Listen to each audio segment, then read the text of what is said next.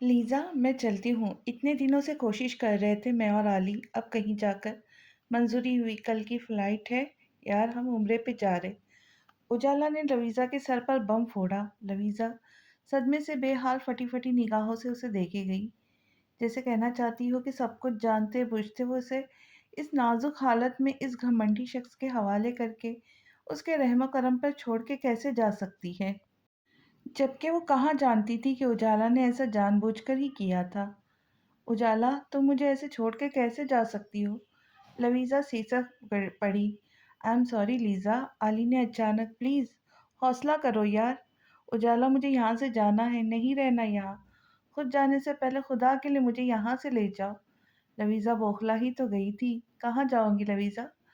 اجالا نے سنجیدگی سے پوچھا، میری بات غور سے سنو، چلا پورا کرو، تب تک ہم بھی واپس آ جائیں گے اور شور ہنگامہ بھی تھم جائے گا تو کچھ سوچیں گے، رائٹ؟ اس نے اس کا گال تھپتھپاتے آدھی باتیں نگاہیں چرا کر کہا۔ مگر اجالا، لیزا علی ویٹ کرے، مجھے جانا ہوگا۔ وہ بول کر فوراً وہاں سے نکلی تھی، مگر باہر آ کر پھوٹ پھوٹ کر روئی تھی اور شاکی نگاہوں سے رانا میر ہادی کو گھورا جو تشکر آمیز نگاہوں سے اسے دیکھ رہا تھا۔ بھابھی آئی ایم سوری، وہ اتنا ہی بول پایا۔ پتہ نہیں کس کس بات کے لیے سوری بولیں گے آپ، ہر بار اسے ایک نیا دھوکہ دیتے ہیں۔ اجالا دانت پیس کر بولی تو نگاہیں چرا گیا۔ اجالا تن فن کرتی وہاں سے نکلی تھی۔ قریباً رات کے 10 بجے کا وقت تھا۔ رانا میر ہاشم اور رانا میر دراب واپس جانے کے لیے تیار بیٹھے تھے جب رانا میر ہاشم نے سرگوشی نما آواز میں میر دراب سے کہا تھا، اگر بچہ اس سے لے کر بختاور کی گود میں ڈال دیا جائے۔ میر ہاشم کی بات پر میر دراب استہزائیہ سی ہنسی ہنسے تھے۔ بھول ہے آپ کی بابا سائی، وہ بھی آپ کا ہی پوتا ہے، اور وہ لڑکی شاید اس کی زندگی ہے اور ضد بھی۔ میر دراب نے گہرے لہجے میں کہا، کیا مطلب؟ میر ہاشم چونکے۔ مطلب یہ کہ کچی گولیاں نہیں کھیلے آپ کے پوتے نے، ان دونوں کی علیحدگی کی صورت میں بچے ماں کو ملیں گے، یہ نکاح نامے میں لکھ کر دے رکھا ہے آپ کے پوتے نے، اور اب عافیت اسی میں ہے کہ آپ اسے دل سے تسلیم کر لیں اور ایسے کسی بھی آئیڈیا پر عمل کرنے سے باز رہے۔ میر دراب نے کہا تو میر ہاشم چھاؤ کی طرح بیٹھ گئے تھے۔ جب میر ہادی کو اندر آتے دیکھا، ہم حویلی واپس جا رہے، ملنے آتے رہیں گے، بختاور اور تمہاری دعوتی واپس جائیں گے اور تمہاری ماں بہو کے پاس رہیں گی، مگر بہتر یہی ہے بہو کو حویلی لے آؤ، کیونکہ ہم سب اب بچے کے بغیر ہرگز نہیں رہیں گے۔ میر ہاشم نے حکم صادر کیا، مگر سامنے بھی وہ سر پھرا تھا، ابھی ممکن نہیں دادا سائی، سفر منع ہے اس کا، چلا کے بعد دیکھا جائے گا۔ انداز لٹ مار تھا۔ میر ہاشم نے اسے گھوری سے نوازا، مگر یہاں اثر کسے تھا؟ وہ سب اس سے مل کر بیبی کو ڈھیر سارا پیار کر کے واپس چلے گئے۔ ممتاز بیگم لویزا کے پاس رکنا چاہتی تھی کہ ابھی اتنے چھوٹے بیبی کو اتنی تکلیف میں سنبھالنا مشکل تھا، مگر ان کے سرفرے بیٹے نے ان کی ایک نہیں سنی تھی اور انہیں الگ کمرے میں روانہ کر دیا۔ رات 11 بجے وہ روم میں داخل ہوا۔ بیبی سو رہا تھا، جبکہ وہ تکیے سے ٹیک لگائے بیٹھی بری طرح روتے ہوئے اپنے لب دانتوں تلے کچل رہی تھی۔ وہ جان بوجھ کر لیپ ٹاپ لے کر صوفے پر بیٹھا بزی ہونے کی ایکٹنگ کرنے لگا تھا، مگر تمام تر حسیات سے اس کی جانب متوجہ تھے۔ وہ بے چین سی تھی اور بری طرح اپنے لب کاٹ رہی تھی۔ شاید نہیں، یقیناً اسے واش روم جانا ہوگا۔ لیزا، واش روم جانا ہے؟ وہ پوچھ بیٹھا، مگر ادھر سے کوئی جواب نہیں آیا تھا۔ ہاں، مگر وہ گھٹنوں پہ سر دیے اپنی بے بسی پر پھوٹ پھوٹ کر رو دی تھی۔ میر ہادی تڑپ کر اپنی جگہ سے اٹھا تھا اور اس کے سر پر پہنچا۔ کیا ہوا ایلو جان؟ بہت نرمی اور محبت سے پوچھا۔ وہ بیمار تھی، تکلیف میں تھی، اور لباس بھی سارا خراب ہو چکا تھا۔ میر ہادی سیکنڈوں میں اس کی مشکل سمجھ چکا تھا۔ جلدی سے ڈریسنگ میں سے اس کا سادہ اور آرام دہ سوٹ نکالا اور واش روم میں رکھا۔ اس کی ضرورت کی ہر چیز واش روم میں رکھی۔ اب ایک سرد سی آہ بھرتا اس کے قریب آیا تھا۔ وہ اس کے ارادے کو بھانپتی پیچھے کو سرکنے لگی۔ میر ہادی نے اپنے ہاتھ اس کی طرف بڑھائے جو کہ وہ بری طرح झटपटाती झटक चुकी थी। खबरदार, डोंट टच मी, हाथ मत लगाना मुझे। लीज़ा, समझने की कोशिश करो। वो नरमी से उससे मुखातिब हुआ था, कमाल ज़ब्त का मुज़ाहरा कर रहा था। नो, नहीं, दूर रहे मुझसे, हाथ भी न लगाना, नहीं तो। उसके अल्फाज मुंह में दम तोड़ गए जब मीर हादी ने ज़बरदस्ती उसे बाजुओं में भरा। वो बुरी तरह झटपटाई, मुसलसल मुज़ाहमत किए गई, मगर वो उसे वॉशरूम में ला चुका था। नरमी से नीचे उतारा और उसके जानिब से रुख मोड़ गया। या तो वो रो सकती थी या झपट झटपटा सकती थी, और दोनों काम बखूबी कर रही थी। तभी अब फिर रोना स्टार्ट कर चुकी थी। उस ढीठ इंसान को स्टील वहीं जमे देख। बाहर जाए, वो चिल्लाई। चेंज करो लीजा, नहीं देखूंगा तुम्हारी तरफ। मगर मैं बाहर नहीं जाऊंगा। इत्मीनान काबिल दीद था। मैंने कहा बाहर जाए। वो फिर गुर्राए। ओके राइट, मैं डोर के बाहर खड़ा हूँ। तुम लॉक नहीं लगाऊंगी। चेंज कर चुको तो डोर नॉक करना, मैं अंदर आ जाऊंगा, वो सुलझो अंदाज में बोला। लवीज़ा ने सर झटका, वो बाहर चला गया। कुछ देर बाद ही लवीज़ा खुद को घसीटती डोर तक लाई थी और दिल में दुआ मांगने लगी कि उसे इतनी हिम्मत और सेहत अता की जाए कि वो उस शख्स की मोहताज तो बिल्कुल ना रहे। उसने आहिस्तगी से डोर खोला। सामने ही वो शख्स, आंखों में दुनिया जहां की मोहब्बत समोए उसके सामने दीवार बना खड़ा था। और फिर आगे बढ़ा। हटे सामने से, मैं खुद चल सकती हूँ, किसी भी सहारे की ज़रूरत नहीं मुझे। वो उसे अच्छी तरह बावर कराना चाहती थी कि उसे अब उसकी ज़रूरत नहीं। वो खामोशी से मगर लड़खड़ाती उसके पहलू से निकल कर जाना चाहती थी जब बुरी बुरी तरह लड़खड़ाई, मगर दो मजबूत बाजुओं ने उसी वक्त रहते थाम लिया था। मीर हादी ने उसकी मुज़ाहमत की परवाह किए बगैर फिर उसे बाजुओं में भरा था और लाकर बेड पर लिटाया। लवीज़ा ने उसे नफरत से मुंह मोड़ा था, मगर उसने झुककर नरमी से उसके बालों पर अपने लब रखे। एक कीमती मोती टूटकर उस जालिम लड़की के बालों में जज्ब हुआ था। इससे पहले वो फिर वावेला मचाती, वो दिल में उठे कयामत खेज जज्बों पे लगामे कसता पीछे हटा था। लवीज़ा ने करवट बदलकर आंखें मूंद ली थी। मीर हादी बेड पर अपनी साइड आकर लेटा था, झुककर बेबी को प्यार किया, मगर उस जालिम लड़की ने बेबी को बड़ी जल्दी से अपनी जानिब खिसका लिया था। मीर हादी चित लेटा आंखों पर बाजू रख चुका था। नींद, मोहब्बत, महबूब और बेबी उससे जैसे कोसों दूर थे, मगर जब्त की बंद खुद पर बांधे रखा। चलती फिरती हुई आंखों से अज़ा देखी है मैंने, जन्नत तो नहीं देखी है, माँ देखी है।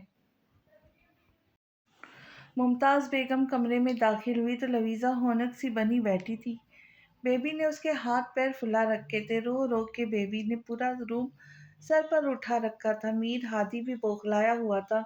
कुछ बेबी के जिस्म का रंग भी जर्द जर्द सा महसूस हो रहा था। मुमताज़ बेगम मुस्कुराई और उसके करीब आई। क्या हुआ बेटा? उफ, ये चुप ही नहीं हो रहा अम्मी। रात भर जाग कर रोता रहा और मुझे परेशान करता रहा। लवीज़ा ने उसे गोद में उठाया। मुमताज़ बेगम उसके करीब बैठी। पहला बच्चा तो मियाँ बीवी के लिए तजुर्बा होती ही होता है। ज़रूरत से ज़्यादा केयर करनी पड़ती है। किसी चीज़ का भी इल्म नहीं होता, लेकिन एक माँ ऐसी हस्ती होती है कि खुद ब खुद पता चल जाता है हर बात। मुमताज़ बेगम ने उसे समझाते हुए बेबी को गोद में लिया। उसका कलर क्यों पीला पड़ रहा है अम्मी? लवीज़ा फिक्रमंद हुई। ये इतनी फिक्र की बात नहीं। सुबह सादिक के वक्त सूरज की पहली शुआ बेबी को लगवाएंगे तो ठीक हो जाएगा। और ये रो इसलिए रहा है कि इसके पेट में दर्द है। मुमताज़ बेगम ने कहते पास पड़ी दवा के चंद कतरे बेबी के मुंह से टपकाए। आपको कैसे पता चला अम्मी साई? मीर हादी ने ताज्जुब से पूछा। माँ को पता चल जाता है, यूं ही तो नहीं जन्नत सिमट कर कदमों में आ जाती है, वो मुस्कुराई। मुमताज़ बेगम जब से आई थी इन दोनों के बीच मौजूद एक अनदेखी सी सर्द महरी और दूरी महसूस कर चुकी थी। मीर हादी अपना लैपटॉप उठाकर बाहर गया तो मुमताज़ बेगम उसकी जानिब मुतवज्जा हुई थी। लवीज़ा बेटा। जी। वो अब बेबी को फीड करवा रही थी। दवा लेकर वो पुरसुकून हो चुका था। मेरे बेटे से नाराज़ हो? वो पूछ बैठी। नहीं, नाराज़ उनसे हुआ जाता है जिनसे कोई ताल्लुक, कोई वास्ता हो, और मेरा आपके बेटे से कोई ताल्लुक नहीं। एक कागज़ का ताल्लुक है, वो भी जल्द ही मैं तोड़ डालूंगी। اس کے لہجے میں اندیکھی نفرت کی تپش تھی۔ ممتاز بیگم چونکی۔ کیا کیا کیا ہے اس کیا کیا ہے اس نے؟ میرے بابا کا قاتل ہے آپ کا بیٹا، اغوا کیا مجھے، اور وہ آہے بھرتے انہیں سب بتاتی چلی گئی۔ ممتاز بیگم صدمے سے گنگ اسے روتی دیکھتی رہی، زبان تالو سے چپک گئی تھی، ایک لفظ بھی تسلی کا اسے نہیں بول سکتی تھی۔ مجھے زیادہ حیرت نہیں ہوئی بیٹا، رانا خاندان کو تو باہر سے فخر سمجھتا ہے، سب کرنا ظلم جبر، قتل و غارت، خود پرستی، خود غرضی سے بھری پڑی ہے رانا خاندان کی تاریخ۔ وہ نم لہجے میں تلخی سے مسکرائی تو لویزا کو مزید صدمہ لگا۔ لیکن میں اس خاندان کا حصہ ہرگز نہیں بنوں گی۔ امی اپنے بیٹے سے کہے مجھے طلاق چاہیے۔ وہ روتی چلی گئی، مگر ممتاز بیگم نے اسے اپنی گود میں لٹا کر کافی دیر اس کے بالوں میں ہاتھ پھیرتی رہی تھی۔ آپ کو پتہ ہے امی، میری پھپھو کا نام بھی ممتاز ہے، اسی لیے مجھے آپ میں سے ان کی خوشبو آتی تھی، تبھی میں نے آپ کا نام سن کر چونک جایا کرتی تھی۔ یہاں سے جانے کے بعد میں انہی کے پاس جاؤں گی، میں نے فون کیا تھا مگر نمبر بند تھا ان کا۔ میں بہت جلد ان کے پاس چلی جاؤں گی، اور اپنے دل کی باتیں کرتی جلد ہی نیند کی وادیوں میں اتر گئی۔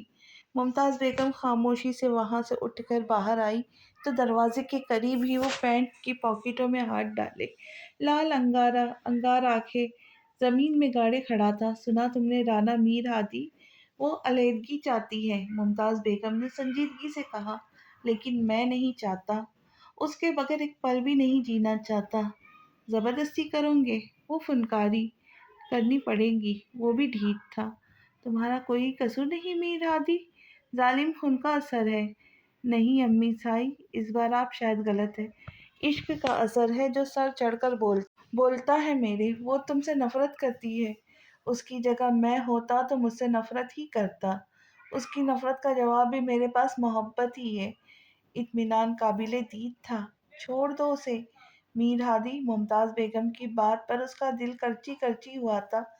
مجھے ایسا سنائی دیا امی سائی جیسے آپ نے کہا ہو میر ہادی سانس لینا چھوڑ دو، دو دو زندگیاں برباد کر رہے ہو، ایک بختاور کی اور ایک اس کی، اور جب اسے بختاور کا علم ہوگا تو جانتے ہو کیا ہوگا؟ دو دو زندگیوں سے کھیل رہے ہو تم۔ آج شاید یوم حساب تھا جو ممتاز بیگم اس کے دل کے بقیے ادھیڑنے میں مصروف تھی۔ دونوں کو آباد کر دوں گا امی سائی، وعدہ ہے میرا آپ سے، مگر فی الحال مجھے اور اسے ہمارے حال پہ چھوڑ دے۔ اور یہ یاد رکھیے گا، رانا میر ہادی کسی صورت کسی بھی قیمت پر رانا لویزا میر ہادی کو نہیں چھوڑے گا۔ وہ کہتا ہے اسٹڈی میں گم ہوا تھا۔ ممتاز بیگم نے ایک افسوس بھری نگاہ اس پر ڈالی اور وہاں سے چلی آئی۔ جونیئر وڈیرا جی نے پورا میر لاج سر پر اٹھا رکھا تھا۔ آج اس کے پیدائش کے بال اتروائے گئے تھے۔ اب لویزا ممتاز بیگم کی ہدایت کے مطابق نرمی سے اس کے جسم کی مالش کر رہی تھی، اور کچھ دیر بعد اسے نہلایا جانا تھا۔ وہ اب بہت عمدہ انداز میں اس کی دیکھ بھال کرنے لگی تھی، نو مولود کی دیکھ بھال بھی جو ایک شعر لانے کے متعارف تھا، جو وہ بخوبی کر رہی تھی۔ وہ بیبی کی کیئر کر رہی تھی، اور میر ہادی نے قدم قدم پر اس کے لاکھ مزاحمت کرنے اور نہ کرنے کے باوجود اس کی کیئر کی تھی۔ اب وہ صحت یاب ہو چکی تھی، اپنا خیال رکھ سکتی تھی۔ آج اس کے چلے کو 20واں دن تھا۔ وہ خود بھی فریش ہوئی تھی اور اب بیبی کو نہلا کر بیڈ پر ہر چیز کا بکیڑا ڈالے اسے اپنے کپڑے پہنا رہی تھی۔ جب وہ فریش ہو کر گیلے بالوں میں انگلیاں پھیرتا باہر نکلا، ڈریسنگ کے پاس کھڑا ہو کر کوٹ پہنا اور اپنی تیاری کرنے لگا۔ براؤن 3 پیس میں ہمیشہ کی طرح شاندار شخصیت، بھرپور مردانہ وجاہت کا شاہکار، مگر بھرپور توجہ صرف اور صرف اس کی جانب تھی، جو کئی دن سے اس سے ناراض ہو کر منہ موڑے ہوئے تھی۔ وہ ہر بار اسے مخاطب کرنے کی کوشش کرتا رہا، مگر ہر بار وہ نامراد ہی رہا۔ اب بھی وہ بیڈ کے قریب آیا۔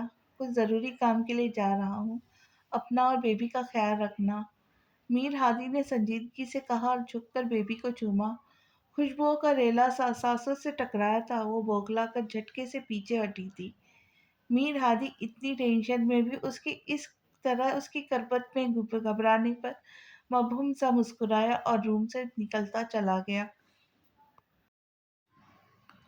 میر ہادی کو گئے 1-2 گھنٹے گزر چکے تھے۔ بیبی اب گہری نیند سو چکا تھا۔ وہ جو کرنا چاہتی تھی وہ بآسانی کر سکتی تھی، تبھی فون کر کے وکیل کو میر لاج بلایا تھا، مگر کیا وہ نہیں جانتی تھی کہ اسے پل پل کی رپورٹ ہوتی ہے؟ وکیل آیا، وہ دوپٹہ اچھی طرح اوڑھ کر کمرے سے باہر نکلی۔ سامنے ممتاز بیگم کھڑی تھی۔ لویزا بیٹا، ایک مرتبہ سوچ لو۔ نہیں امی، مجھے کچھ نہیں سوچنا۔ یہ میر خاندان کے مردوں سے واقف نہیں تم، بڑی ضدی اور سرفرے ہوتے ہیں۔ میر خاندان کا پالا آج تک لویزا اقبال سے نہیں پڑا، شاید اس لیے میرے سائن کیے ہوئے پیپر کورٹ پہنچ جائے، بس یہ قصہ ادھر ہی ختم۔ وہ کہتی آگے بڑھ گئی تھی۔ ڈرائنگ روم میں آیا لائر اس کے اعزاز میں اٹھ کھڑا ہوا تھا، مگر نہیں جانتا تھا کہ اپنی بدقسمتی کو خود ہی دعوت دے رہا ہے۔ لویزا اس کے سامنے بیٹھی، اپنے بیگ میں سے اس نے پیپر نکال کر اس کے سامنے رکھے۔ لویزا کے دل نے پسلیوں سے سر پٹکا۔ کمال شخص تھا جس نے مجھے تباہ کیا، خلاف اس کے یہ دل ہو سکا ہے اب بھی نہیں۔ اس کا دل کیا اس دل کا منہ نوچ لے، تبھی اپنے کان میں لپٹی خلا کے پہلے پیپر پر سائن کر دیے تھے، مگر وہ آندھی طوفان بنا میر لاج داخل ہوا تھا۔ آفس میں مختلف کمپنی سے ضروری میٹنگ میں مصروف تھا، جب افضل کی کال آئی اس نے سب کچھ اگنور کر کے کال اٹینڈ کی، مگر سامنے سے جو سننے کو ملا تھا اس نے کئی دنوں کے ایک بھوکے پیاسے شیر کو جیسے جگا دیا تھا۔ تبھی وہ اسے سب کچھ چھوڑ چھاڑ کر وہاں سے نکلا تھا، جھٹکے سے گاڑی سے اترا اور دم ہلاتے میکس کی جانب گیا، اس کی رسی کھول دی تھی اور تیزی سے اندر داخل ہوا۔ لویزا جو آنے والے طوفان سے بے خبر تھی، سنجیدگی سے جھک کر کھلا کے ایک پیپر سائن کر دیا۔ جب ڈرائنگ روم میں جیسے قیامت سگیرا برپا ہوئی تھی، میر ہادی کے ساتھ میکس ڈرائنگ روم میں داخل ہوا تھا۔ میر ہادی نے سب سے پہلے آ کر ان پیپرز پر کچھ گرا کر انہیں آگ لگا دی تھی اور میکس لائر پر جھپٹ پڑا۔ گلاس ٹیبل ایک پیر کی کیک رسید کیے جانے پر ہی سوکھی لکڑی کی طرح ہوا میں اچھلی تھی اور دیوار سے ٹکرا کر چھناکے سے چکنا چور ہوئی۔ لویزا کے منہ سے زوردار چیخ برآمد ہوئی۔ وکیل کی چیخ و پکار نے میر لاج کو ہلا کر رکھ ڈالا تھا۔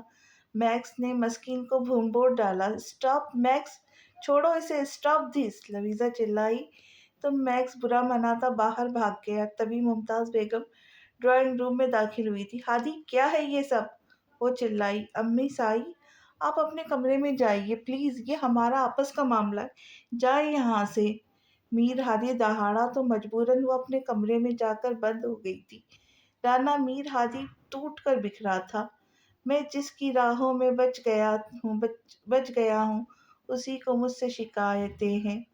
شکایتیں سب بجا ہے، لیکن میں کیسے اس کو یقین دلاؤں جو مجھ کو جاں سے عزیز تر ہے؟ اسے بھر لوں تو مر نہ جاؤں۔ میں اسے خاموشی کے امتحان میں کہاں کہاں سے گزر گیا ہوں، اسے خبر بھی نہیں ہے شاید۔ میں دھیرے دھیرے بکھر گیا ہوں۔ کتے سے تو وکیل بھگت لیا، اب شیر نے اس پر پنجہ آزمائی کی تھی۔ تبھی اس کا گریبان میر ہادی کے گرفت میں آیا۔ جانتے ہو مجھے، کون ہوں میں؟ وہ فنکارا۔ معاف کر دے رانا صاحب، جانے دے مجھے، وہ گھگیا گیا۔ میر ہادی نے اسے اس کے بیگ سمیت ڈرائنگ روم سے باہر پھینکا۔ گارڈز اسے گھسیٹتے لے جا چکے تھے۔ اب ڈرائنگ روم کی ہر چیز تہس نہس ہو رہی تھی اور وہ اس کا جنونی پاگل پن والا روپ دیکھ ڈر سہمی مگر غصے سے لال بھبو کا چہرہ لیے ایک کونے میں کھڑی تھی۔ تبھی پیر پٹکتی وہاں سے جانے لگی تھی جب وہ جارحانہ تیور لیے اس کی جانب بڑھا، بازو سے پکڑ کر اسے جھٹکے سے دیوار سے پن کیا۔ لویزا کے منہ سے ہلکی سی چیخ برآمد ہوئی۔ میر ہادی نے بازو چھوڑ کر دیوار پر دائیں بائیں ہاتھ رکھے۔ آخر چاہتی کیا ہو تم؟ لال انگارہ آنکھیں، سرسراتا لہجہ۔ ایک مرتبہ تو لویزا کے بھی گلے میں گٹھلی سی ابھر کر معدوم ہوئی تھی۔ بتا چکی ہوں کیا چاہیے، مگر آپ پوچھ ہی رہے تو دوبارہ بتا دیتی ہوں، طلاق چاہیے مجھے۔ وہ اس کے غصے سے خائف تو تھی مگر اثر لیے بغیر بولی، نہیں دوں گا۔ کیا کروں گی؟ آنکھوں میں آنکھیں ڈال کر بولا گیا تھا، کورٹ جاؤں گی، وہ بھی فنکاری۔ اور تمہیں لگتا ہے میں تمہیں جانے دوں گا؟ کیا کریں گے آپ مجھے روکنے کے لیے؟ میں نہیں ڈرتی آپ سے۔ گڈ، یو نو واٹ، تمہاری اسی بریوری سے ہی تو عشق ہے سے عشق ہے رانا میر ہادی کو ایلو جان، مجھ سے ڈرتی تو آج اس مقام پر نہ کھڑی ہوتی۔ وہ پٹری سے اترا۔ آج آپ مجھے قید کریں گے تو یہ بھول ہے آپ کی، وہ چلائی۔ آلریڈی کر چکا ہوں قید اپنے دل میں، قسم خدا کی اب نکال پانا ممکن نہیں۔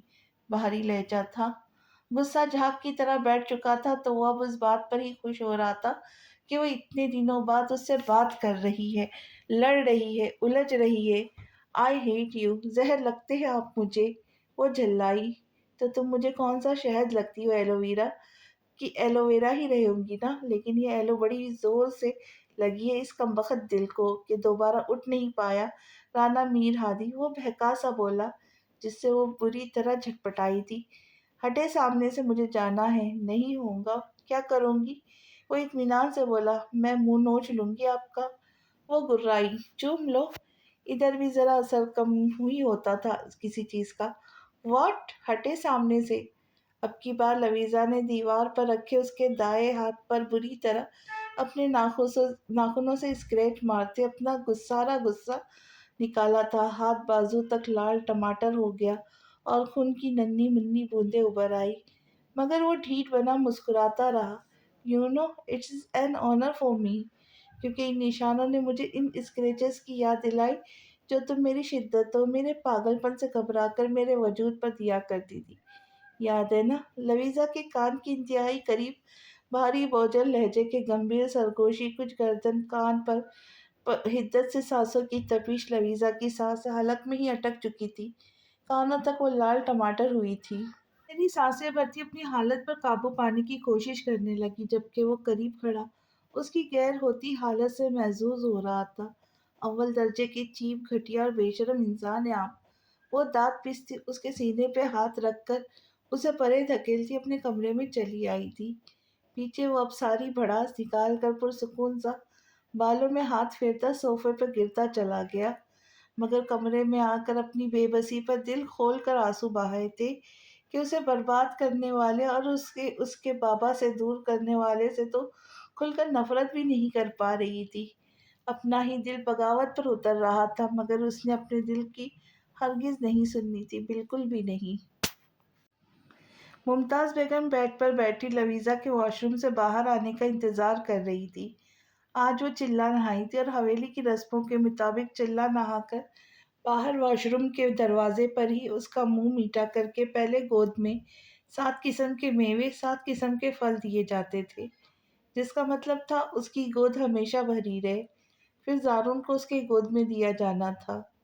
حویلی سے ابھی اس سب کافی دفعہ اس سے مل کر گئے تھے۔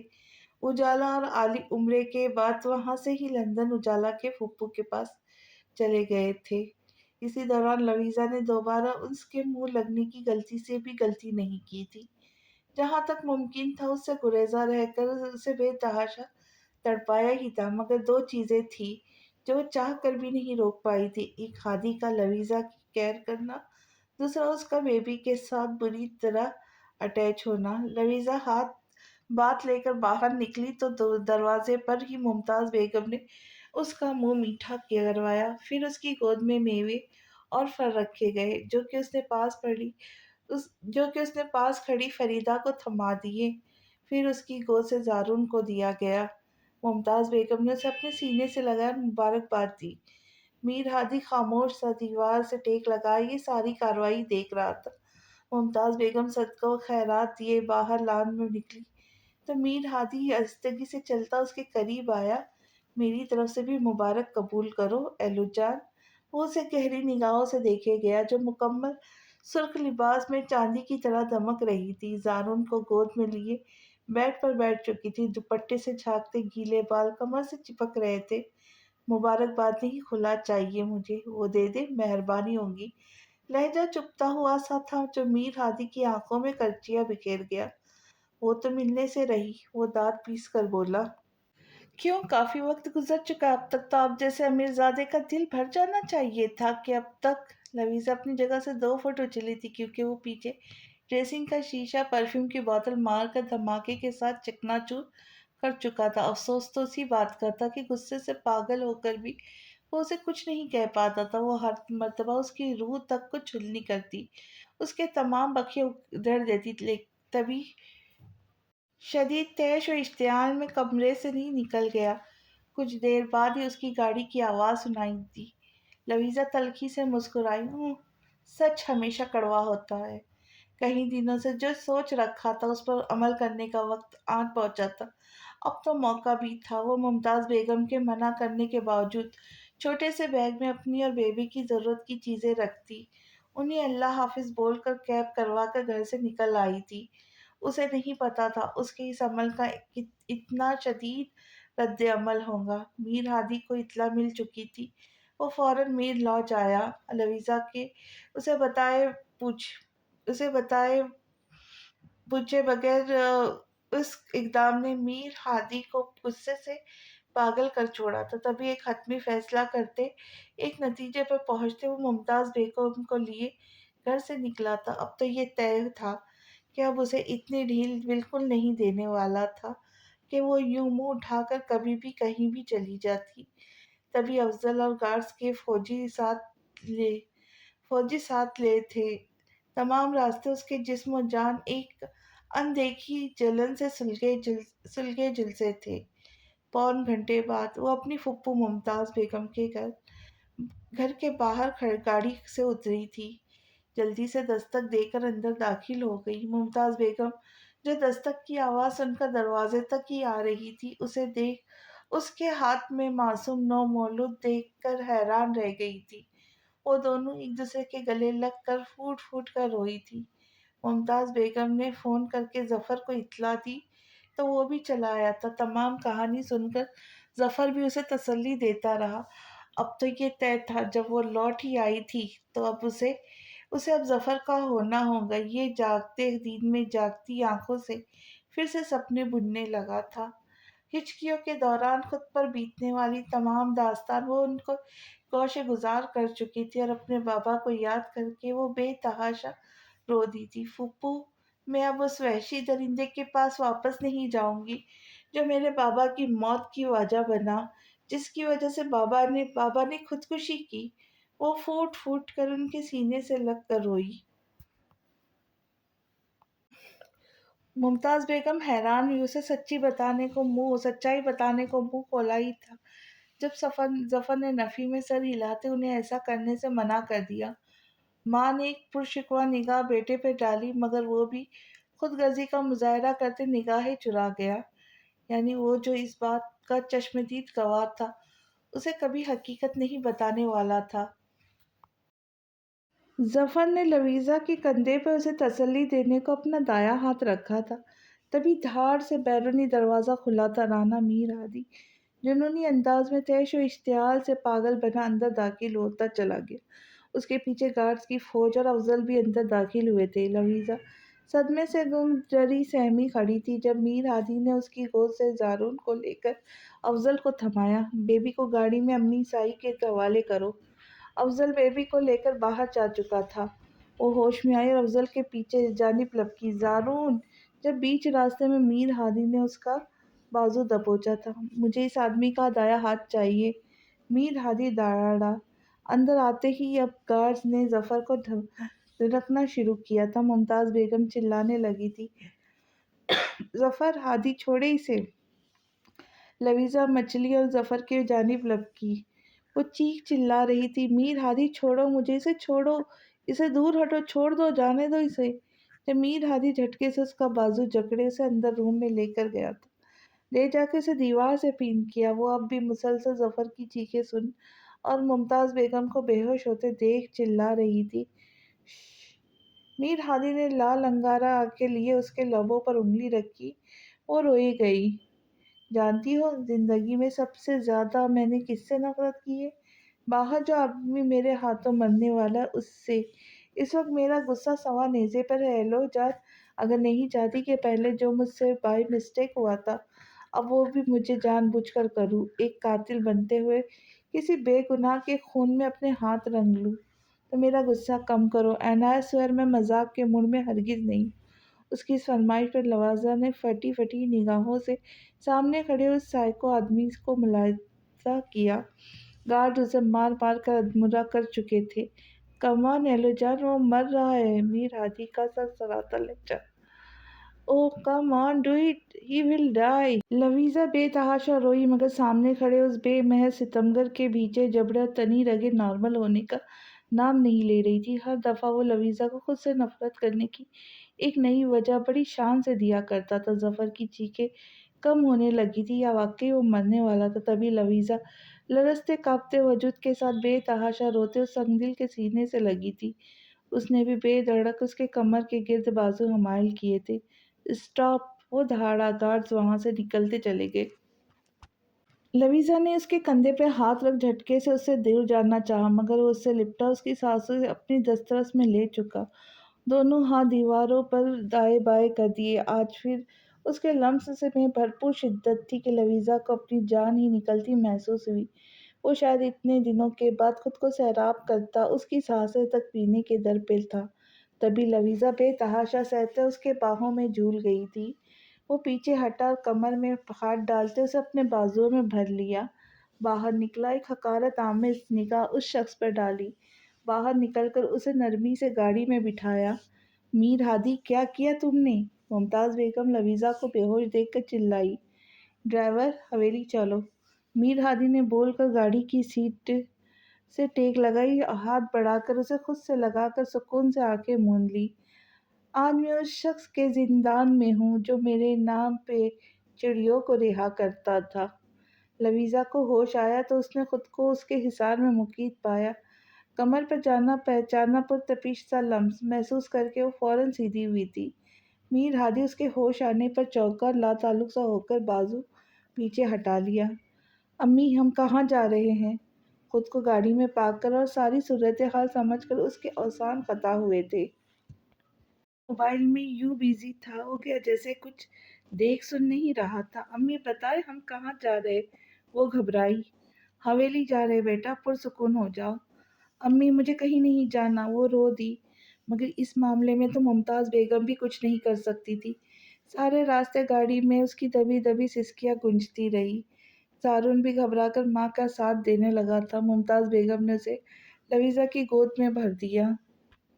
گاڑی حویلی کے طویل و عریض ڈرائیو وے سے ہوتی اندر داخل ہوئی تو اتنی بڑی اور پرشکوہ عمارت دیکھ لویزا کی سانس اٹکی تھی۔ یعنی ایک اور بڑا سونے کا پنجرہ۔ گاڑی لان میں رکی تو لویزا جیسے اپنی جگہ پر جم سی گئی۔ امی سائی، آپ اندر جا کر استقبال کی تیاری کیجیے، ہم آ رہے ہیں، ہادی نے سنجیدگی سے کہا۔ ممتاز بیگم خاموشی سے اتر کر اندر چلی گئی۔ حویلی میں ایک غیر محسوس سی ہلچل مچ چکی تھی۔ میر ہادی گاڑی سے نیچے اترا۔ لیزا، نیچے اترو، سنجیدگی سے کہا گیا۔ نو، نہیں آنا میں نے باہر، یہاں نہیں رہنا، ہرگز نہیں۔ وہ نفی میں سر ہلاتی پیچھے کو سرکی۔ لیزا، کیوں چاہتی ہو میں ہر بار زبردستی کروں تمہارے ساتھ؟ میر ہادی جذبت سا ہوا۔ اب اگر نہیں چاہتی ہو میں وہی تماشا حویلی والے کو دکھاؤں تو گاڑی سے خود اتر ہی آؤ، نہیں تو میں سمجھوں گا تم پھر میری باہوں میں آنے کو مچل رہی ہو۔ میر ہادی کا لہجہ قابل دید تھا۔ لیزا، نیچے اترو، حویلی والوں کے سامنے مجھے کوئی تماشا نہیں چاہیے، مجھ سے برا کوئی نہیں ہوگا، کم آؤٹ ناؤ۔ لویزا بری طرح اپنے لب کاٹتی گاڑی سے نیچے اتری تھی۔ سب گاڑی کے ارد گرد جمع ہونے لگے تھے، حالانکہ حویلی میں کام کرنے والی ابھی کافی رش لگ چکا تھا۔ سرخ لباس میں بلیک شال اوڑھے، پروں جیسی خوبصورت سرخ و سفید سی معصوم مومی گڑیا چھوٹے سائی کے پہلو میں اداس سی مگر ہنک سی بنی کھڑی تھی۔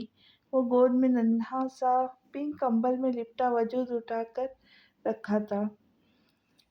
بختاور بھی اندر سے باہر نکل کر آئی تھی۔ مردان خانے میں موجود رانا میر ہاشم اور رانا میر دراب بھی وہاں باہر چلے آئے۔ انہیں اچانک یہ اطلاع ملی کہ میر ہادی لویزا اور بیبی کے ساتھ حویلی ہی آ رہا ہے تو وہ باغ باغ ہو گئے تھے۔ اب تو خود چل کر ان کا استقبال کر، استقبال کو وہاں پہنچنا چاہیے۔ میر ہادی نے اس کے گرد بڑے حق سے بازو حمائل کیا۔ لویزا کنفیوز سی میر ہادی کے پہلو سے لگی ان سب کی سنگت میں آگے بڑھی۔ کام والیوں نے آگے بڑھ کر عقیدت سے لویزا کی چادر کا پلو ہی چومنا شروع کر دیا تو لویزا بوکھلا سی گئی۔ ارے یہ کیا کرے آپ لوگ، اس کی ضرورت نہیں، میں بھی آپ جیسی انسان ہی ہوں۔ وہ ان کی جہالت اور خود کو اتنا حقیر اور کمتر سمجھنے پر گلس کر رہ گئی۔ ارے بہو بیگم، کرنے دو بھئی اس کو اپنا شوق پورا۔ میر ہاشم نے اسے شاید باور کروایا تھا کہ اسے بھی حویلی کی روایت اور اقدار پر اسی طرح عمل کرنا ہے جیسا کہ وہاں مقیم ہر فرد کا کرتا ہے، مگر میر ہادی عدت اسے تھامے اندر لاؤنج میں چلا آیا تھا۔ وہ اماں سائی سے ملی تھی اور انہیں کے پاس بیٹھ گئی۔ سب نے باری باری زارن کو اٹھایا مگر وہ روئے گیا۔ جاؤ بھائی، بختاور کو بہو کو اس کے تیار کیے ہوئے کمرے میں لے جاؤ، تھک گئے ہوں گے، دونوں ماں بیٹا آرام کریں گے۔ اماں سائی کے کہنے پر ان کی گلو خلاصی ہوئی۔ بختاور اسے جس کمرے میں چھوڑ کر گئی وہ حویلی کے قدرے پچھلے طرف بنا پرسکون، بہت ہی بڑا، شاندار اور دنیا کی ہر آسائش سے مزین تھا۔ کمرے میں ضرورت کی ہر چیز موجود تھی۔ وہ نہیں جانتی تھی یہ کمرہ اسپیشل حویلی کی اس بہو کے نصیب میں آتا تھا جو حویلی کے اس کا وارث دیتی تھی۔ بیبی روئے جا رہا تھا۔ وہ جہازی سائز بیڈ پر بیٹھی اسے فیڈ کروانے لگی تھی۔ جب میر ہادی ہلکے سے کھنکار کر روم میں داخل ہوا، لویزا نے جلدی سے خود پر شال گرائی۔ آہستگی سے آ کر وہ بیڈ کی دوسری جانب بیٹھا تھا۔ لویزا نے پہلو بدلا۔ ہائے یہ بیگانگی، اپنی نہیں مجھ کو خبر، ہائے یہ عالم کہ تو دل سے جدا ہوتا نہیں۔ کب تک ناراض رہنے کا پروگرام ہے ایلو جان؟ سوال تھا کہ سوئی جو میر ہادی نے اس کی روح میں چبوئی تھی۔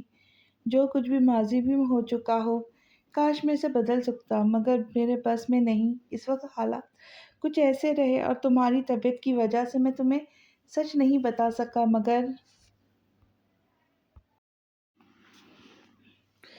جھوٹ، سب کچھ جھوٹ، ہر بات جھوٹ۔ تب نہیں بتا سکے تھے تو اب ہر بات چھپانے میں کیا مجبوری مانے تھی آپ کی؟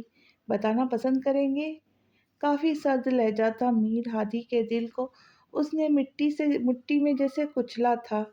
یہ میرے عشق کی مجبوریاں، معاذ اللہ، تمہارا راز تمہیں سے چھپاتا رہا تھا میں۔ ذرا سا قریب ہو کر باریک گمبھیر لہجے میں کی گئی سرگوشی نے لویزا کی سانس اس کے گلے میں اٹکائی تھی۔ نہ چاہتے ہوئے بھی وہ اسے کرارا سا جواب دے کر اس کا منہ نہیں جھاڑ سکی، زبان تالو سے جو چپک چکی تھی۔ پاس بیٹھا ظالم ستمگر بے مہر شخص اس کی روح تک میں بس چکا تھا، اس کی زندگی میں آنے والا پہلا اور آخری شخص تھا۔ تو محبت بھی کیوں نہ الہام بن کر روح میں اترتی۔ کتنا مشکل ہوتا ہے نا خود سے خود ہی کو نوچ کر پھینکنا اور دانستہ دور کرنا، اور یہی وہ کرنے کی کوشش کر رہی تھی، مگر اس کی ہر کوشش وہ ناکام بنائے جا رہا تھا۔ مجھے آپ کے ساتھ نہیں رہنا میر ہادی، آج نہیں، کل نہیں، کبھی بھی نہیں۔ اپنے کلیجے پہ پتھر رکھ کر اس نے رخ موڑ کر بولا تھا۔ میر ہادی کے جبڑے بھیجے، کیوں ہر دفعہ وہ نئے لفظوں کے تیروں سے اسے گھائل کرتی تھی۔ اور مجھے تمہارے پاس تمہاری سانسوں جتنا قریب رہنا ہے، آج بھی، کل بھی اور ہمیشہ ہمیشہ کے لیے۔ جذبوں سے چور لہجہ لویزا بیبی کو بیڈ پر لٹا چکی تھی، تبھی میر ہادی نے اسے اس کا بازو تھاما۔ لویزا نے بازو چھڑانے کے لیے سخت مزاحمت کی، جس کا شاید الٹا اثر ہی ہوا تھا کہ وہ اسے مزید قریب کھینچ چکا تھا۔ مجھے نہیں پتا ایلو جان، کب تم رگوں میں خون کی جگہ محبت بن کر دوڑنے لگی۔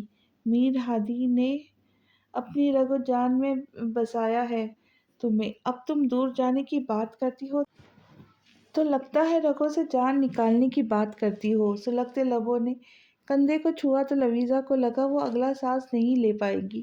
اس کی گرم سانسوں کی تپش نے لیزا کی گردن کو جلایا تھا جیسے۔ میر ہادی دور ہٹے، وہ گررائی، مگر وہ مزید اس کے قریب ہوا اور کان کی لو کو لب سے کاٹا۔ سنو ایلو جان، میں نے اپنے کیے ہر عمل کا مداوع کرنے کی کوشش کی۔ تمہاری محبت نے بدل دیا رانا میر ہادی کو، اس کے گھمنڈ اور غرور کو چکنا چور کر دیا، मगर एक तुम्हारी मोहब्बत, तुम्हारा इश्क की ही था, तुम्हारा वजूद जिस पर मैं किसी भी किस्म का कोई कॉम्प्रोमाइज़ नहीं कर पाया। हाँ, मैं एक्सेप्ट करता हूँ कि तुम्हें लेकर, तुम्हारी मोहब्बत क लेकर हूँ सेल्फ़िश, इसलिए तुम्हें खुद से दूर करने के तसव्वुर से ही जान निकलने लगती है। मेरे मरने लगता हूँ मैं, और अब मैं तुम्हारे फिर से करीब आना चाहता हूँ, बहुत करीब, इतना करीब कि तुम्हारे दामन से ऐसे लिपट जाऊँ, फिर से खुद को तुम्हारे वजूद से ख़त्म कर दूँ। जज्बात से बोझल लहजे में कहते उसके होठों ने कंधे से गर्दन तक का सफ़र किया। अब बर्दाश्त की हद हुई थी। वो दोहरी अज़ियत का शिकार थी। उसकी इस फरमाइश पर लवीज़ा के तन बदन में आग भी लगी थी। तभी एक झटके से उसकी दस्तरस से निकलकर बेड से नीचे उतरी थी। चाहे मोहब्बत का होता या नफ़रत का, नहीं कर सकती थी वो उससे मुकाबला, और जिसे इतने माँ दिल की ऊँची मसनद पर मोहब्बत का देवता बनाकर पूजती रही, उसे यूँ अब धुतकारना, अपने हाथों से अपने दिल का खून करना आसान काम तो नहीं था। वो मुँह पर हाथ रखती, फूट-फूट कर रोती वॉशरूम में बंद हुई थी, और वो जो एक मर्तबा फिर मोहब्बत में बुरी तरह धुतकार दिया गया था, बेबसी से अपने लब कुचलता, धुआँ-धुआँ चेहरा लिए वहाँ से क्या बल्कि हवेली से निकलता चला गया। हॉस्पिटल के रूम में मुमताज़ बेगम बैठी उसके लिए सीट काट रही थी।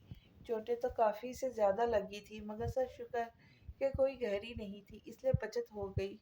अब वो पट्टियों में जकड़ा अपने मुकम्मल होशो हवास में था। हाँ, मगर टांग पर लगने वाले ज़ख्म ज़्यादा गहरे थे। तभी 7 से 8 स्टिचेस आए थे। तभी उसे 2 दिन हॉस्पिटल में ही रहना पड़ा। आज तीसरा दिन था। वो उसे डिस्चार्ज किए जाना था और काफ़ी बेहतर था, मगर 3 दिन से ही मुमताज़ बेगम ने उससे कलाम करने की कोशिश नहीं की। वो उन्हें बुलाने की कोशिश करता रहा, मगर वो जैसे मुतवज्जा ही नहीं होती थी। इतना बेहिस खुदगर्ज़ बेटा उनका नहीं हो सकता था, वो जो अपनी गर्ज़ को पाने की खातिर लवीज़ा की ज़िंदगी में ज़हर घोल दे। ये कसक दिल में लिए वो कभी भी खुश नहीं रह सकती थी कि उसके बाबा की मौत की वजह उसका शौहर बना। हालाँकि इसमें कोई सच्चाई नहीं थी। रात का वक़्त था, मुमताज़ बेगम फ़ार्मेसी तक गई थी। जब भारी कदमों की आवाज़ पर ज़फ़र की आँख खुली तो देखा, वो शानदार सा शख़्स अपनी सुर्ख़ आँखों से नफ़रत से उसे घूरता कमरे में दाख़िल हुआ। बड़ी शान से उसके बेड के करीब कुर्सी पर विराजमान हुआ था। तुम जानते हो ना यहाँ इस अस्पताल में क्यों हो? मीर हादी का सरसराता लहज़ा ज़फ़र ने ढीठों की तरह हँस दिया। ये इश्क नहीं आसान, बस ज़फ़र के अल्फ़ाज़ में मुँह में ही रह गए थे जब उस भूखे शेर ने उठकर उसका गला दबोचा। खबरदार, एक और लफ्ज़ भी उसके मुँह से अदा हुआ या उसका नाम भी आया तुम्हारी ज़बान पर, मैं सचमुच अपने हाथ तुम्हारे ढीठ और गंदे खून से रंग लूँगा, समझे? मीर हादी दहाड़ा था। अरे यार, चिल्ला क्यों रहे? कान फाड़ोगे क्या?